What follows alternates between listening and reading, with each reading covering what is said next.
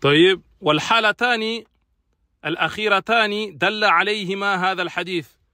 Et les deux dernières situations sont celles qui sont évoquées dans ce hadith, c'est-à-dire celui dont le début était bon et la fin est mauvaise, et celui dont le début était mauvais et la fin était bonne.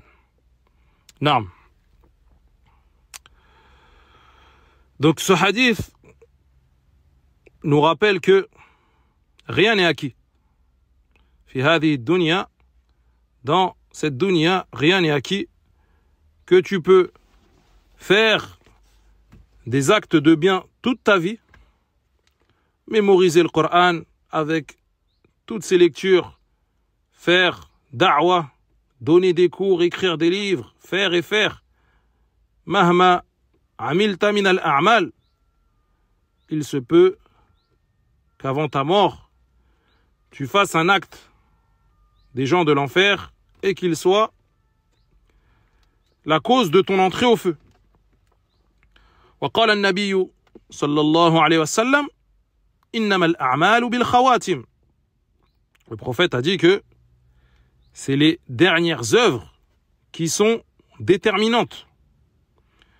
C'est-à-dire qui vont déterminer où tu finiras, au paradis ou en enfer.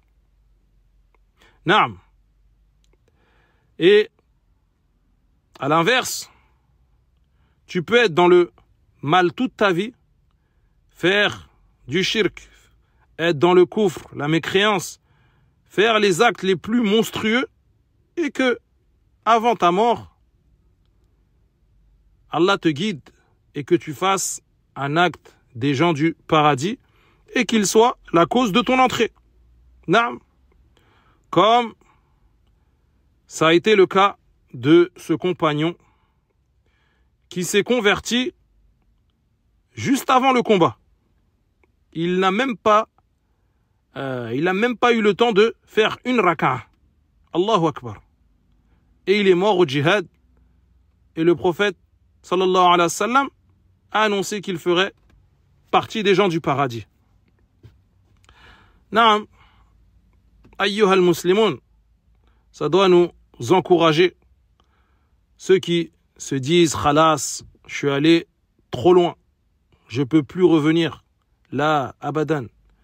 Tant que tu es en vie, même tu as commis les pires des péchés, reviens et demande pardon à Allah subhanahu wa ta'ala. Et sache qu'il pardonne celui qui revient sincèrement. Et le croyant ne désespère pas. Et ce hadith nous le montre. Il nous montre la conduite à adopter, que le musulman doit être entre peur et espérance. Ne pas exagérer dans la peur, ni dans l'espérance, mais le juste milieu. طيب فنقرأ مما يستفاد من الحديث. On va passer aux enseignements